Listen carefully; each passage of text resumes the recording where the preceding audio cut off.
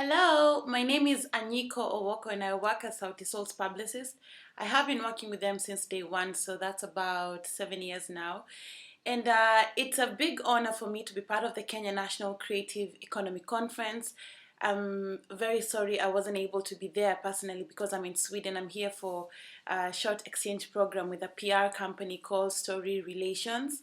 And I will also be interviewing a couple of Kenyan artists while I'm here. I will be back next week. So very fast, my presentation, my work with Sauti Sol, the coming together of me and Sauti Sol was always based or founded on our creativity. As a band, they are very creative. When you listen to their voices, what stands out is the harmony and the fact that the three harmonious voices, and then there's one guitarist, and the guitar chords also bring a certain harmony to it. So for the band to have that unique sound has never been enough. For them, it's always been like, this is who we are, this is what we're known for, but what else can we do? How else can we represent our country, our continent?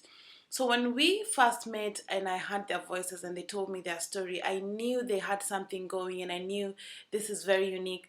But the problem is everywhere they went, they were turned down. Every producer was like, this sound is very different, we can't do it. So for us, our biggest challenge at any point of Sauti Sol's career has always been, how do we get to the next level? So the fact that a lot of people did not understand their sound and did not want to be part of an experiment per se, we took it upon ourselves because at that point, half of Sauti Sol and me was studying French at the Alliance Française. So we went to the director, Harsita Waters, and said, we're students here, we can sing for you right now. Would you mind giving us space? And that's where we had our first concert. I would like to tell creatives out there, especially in the music industry, do not wait to see that you have a number one song or you have a video on YouTube with however number of hits to feel like now I can stand in front of people and present myself and say, this is what I've achieved. Because Sauti Sol had no recording at all, and we held a concert that was full house. We had another concert at the Gote Institute. That was the second concert. And luckily, at their first concert at the Alliance Française is where they met their first manager, a lady called Ninka Nauta, the founder of Penya Africa, the record label. She came up to them and said, I'm from Netherlands and I'm here in Kenya to support Kenyan music. And I think you are the kind of group I'd love to work with. And they were like, are you serious? So for creatives, if you don't take the risk, if you don't take the leap, if you don't do something for yourself that you have founded or started yourself, then you definitely will miss out on a lot of chances. So since meeting Ninka, since getting the contract and getting signed to a record label, the rest became history. But throughout Sauti Sol's career, I've seen them metamorphosize, I would say, from boys to men. I would say in all aspects, like when you look at them, they're grown up, they're taller, their voices have changed, and a lot of you will know the change when you listen to the new album that is set for release this year. It's called Live and Die in Africa. But even their thought process has changed. When Sauti Sol started out, they wanted to be known. They wanted to share the music. But when you get known and when you share your music for Sauti Sol, so what next? You start to crave for a particular audience, you start to crave for a particular thing, particular achievements, and as their publicists, I've really helped them, and it's a slow process that we're getting to that level. So right now, Sauti Sol's brand and image is packaged for Africa. We have no business making it big in America or in Europe when we're not the biggest band in Africa. I mean, who are we making music for? If Kenyans don't understand our music, East Africans don't understand our music, Africans don't, then how do we expect the rest of Europe and America to understand our music? So because of the new focus, the new angle, we're no longer doing tours across Europe and America, but we are doing shows as they come. but we're not gonna take like 6 months break in Europe or something of the sort. Like right now, we're concentrating on African tours. We've been successful so far. The band has been playing in Tanzania, in South Africa, in Mali, Namibia, Nigeria. So we are planning shows in Uganda, Kigali, and now with the new album, we'll have a lot of shows out there. So I'm going to talk about Sauti Sol's success story, especially when it comes to Nishike. We always look at Nishike and call it, it's like the baby, it's your baby, but it's the baby you don't want to, keep showing off to people. Nishike is a necessary evil that happened to Sauti Sol, but because I know how it came about, I feel like it's kind of like a conglomeration of creatives to a different level, not even the level that I would say I am working with Sauti Sol. Because it started with a young producer called Kagwe Mungai, relocating to Kenya. Kagwe is one of the youngest and most innovative and brilliant producers in Nairobi right now. I remember interviewing Kagwe on my TV show Grapevine, and he told me very clearly, I'm here to work with big artists. I'm here to work with phenomenal artists. I'd love to pimp the sounds of artists like Anyiko and Naina, and I'd love to work with the young creatives like Sauti Sol. And because I know Sauti Sol, they're very choosy and they're very particular, and they have, such high standards for themselves. That makes them really choosy when it comes to who they work with. So in my head, I was like, way to go. So the producer went on to call Sauti Sol and meet them and tell them, this is who I am, this is what I want to do with you. And it was the perfect timing because that's when Sauti Sol was working had started working on the new album. So they said, bring us a track, and if we like it, we'll do something with you. So he came to the studio and played them the track, the instrumentals of the song. That would be Nishike, and immediately the guys had the song, the beats. They knew the kind of lyrics they'd love to put to these beats, and they did the song, and it was done like just one night, So they called me in the studio and said, we want you to listen to this song. What do you think? And the first time I heard the song, I said, this is a baby making song. This is kind of like the futuristic R&B sound that international R&B artists like Asha would, incline to. So for Sauti Sol to have that kind of sound, I thought that was very futuristic of them. That was very ballsy. That was very bold, because this is the kind of song, say, Boys to Men would do, but not an African band. So I immediately gave it I immediately gave it a go ahead, because for me, I just felt like if you're gonna set the agenda, if you're going to make a difference, you have to make a big difference. It shouldn't be something comparable to anything close to home. So then the guys came up to me and told me, remember D'Angelo, you remember the most talked about video in the 90s, Untitled, the one he was naked and he was standing on the camera and he had all his abs. And I said, yeah, of course. And they're like, so that's the kind of video we want to do for this song. And I said, really? You want to do that? Let's do it. So it was like a week of intense brainstorming.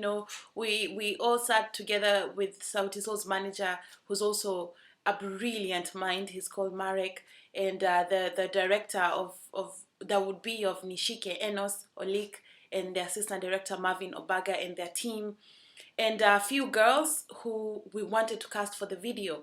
So we didn't want it to be like we've got to the set of the video and we've just been brought for random girls. We wanted whichever girl who will be in the video to understand the concept of the video. This was not supposed to be a song to demonize women or to make women look like objects or something, but it was a song to celebrate a theme, a grown-up theme. For the band, from the beginning, they sang you Lazizi. Then they took you. They sang They sang Coming Home when they're on tour, and they said they were gonna come home.